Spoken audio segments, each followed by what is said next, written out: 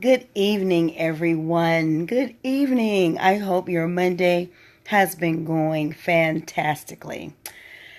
Well, here we are again. It's Monday, and it's time for Monday Musings with Tracy Willis.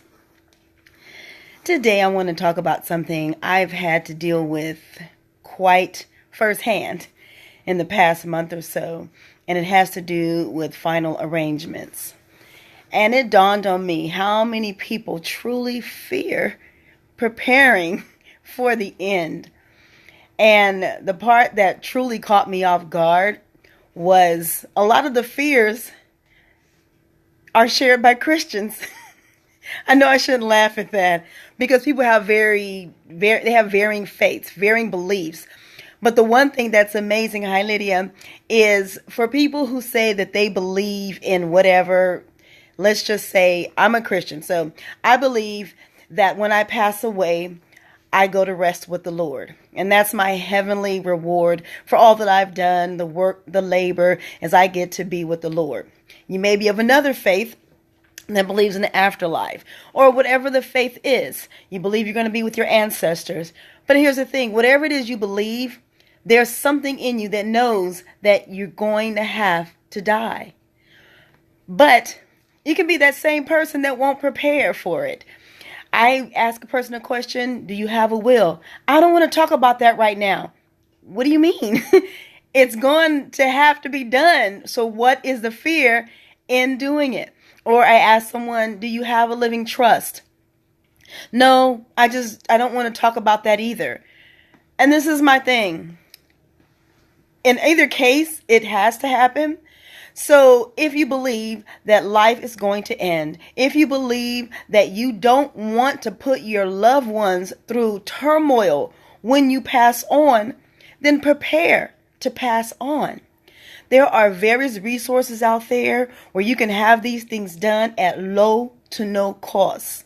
Okay, and you say it again, low to no cost. Because maybe that can be a fear that some people have, that I really don't have the money to pay an attorney to deal with this for me. I actually had to take care of someone's living trust very recently. And I was amazed at how many websites out there have templates that you can start with. In the past, I've been a person that's used LegalZoom because they have a lot of things there, a lot of resources. You pay your fee and you can get a lot of things that you need. Hi, Pastor Marcus.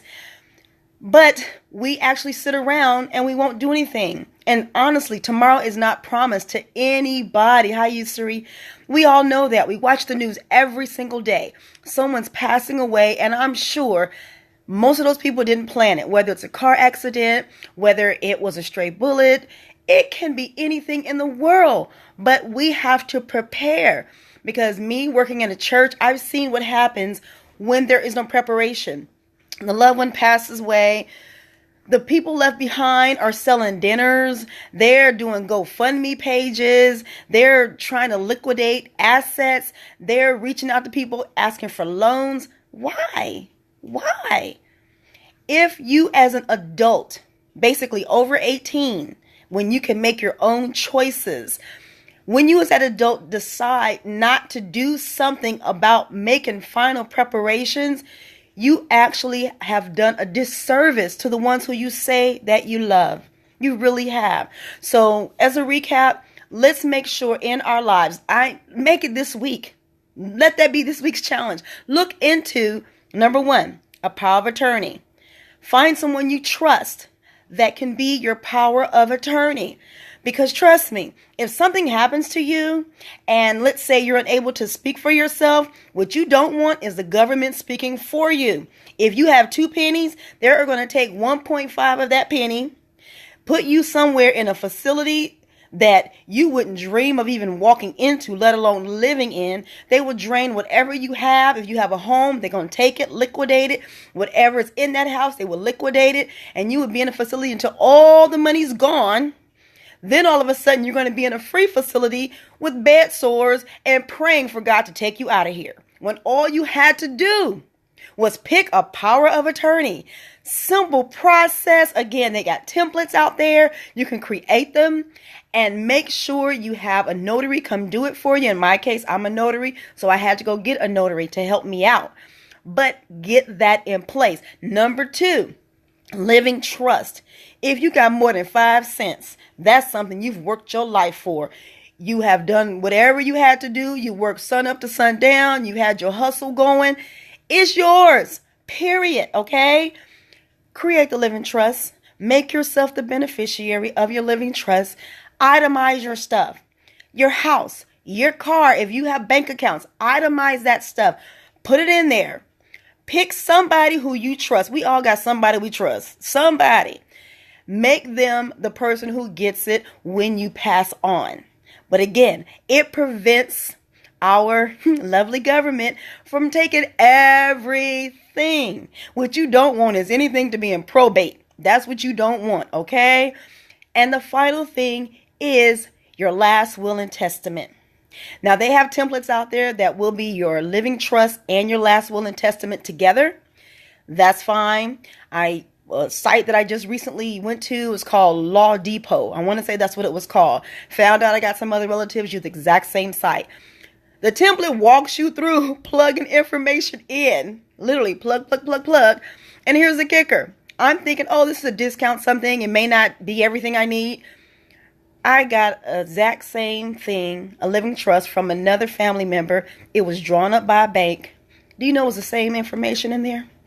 Same information. So whatever they paid that bank probably was a nice penny. But Law Depot, pay about $40 to have access for 3 years. Plug in what you want, modify it how you want, convert it to a Word document, modify it a little more, PDF, boom, done deal. Okay, so people, let's think about our loved ones. Let's think about who we're leaving behind. So number 1, they're mourning our loss, but now they got to figure out how to handle everything we left behind and we didn't take care of. Okay, so that's my Monday musing, because I was really trying to figure out, why are people so afraid of death if you believe in the Lord? Don't you want to be with the Lord? I'm thinking that's the message of life, right? At least for my faith. So why I fear it so much, I don't even want to talk about preparations. We prepare to go to heaven. We go to church. We pray. We fast. We try to live right. We prepare for that. We prepare for a concert. We prepare for a party. We prepare for Christmas. We spend the whole year preparing for Christmas. We prepare for Thanksgiving. We already thinking right now, who gonna come over, what I'm gonna cook, mac and cheese, whatever I'm gonna cook. We preparing for it. We prepare for work tomorrow. All these things we prepare for, but we don't prepare to leave this earth and leave all this mess behind, okay? So please, people, take care of that, please. And as a bonus before I sign off, call a local funeral home and create a pre-need. It won't cost you much to pay monthly, to have the casket taken care of, everything you need. Again, think of the loved ones you're leaving behind and handle your business, okay? All right, everybody, thank you for tuning in. I appreciate it. Spread the word. Let's be responsible human beings. Good night.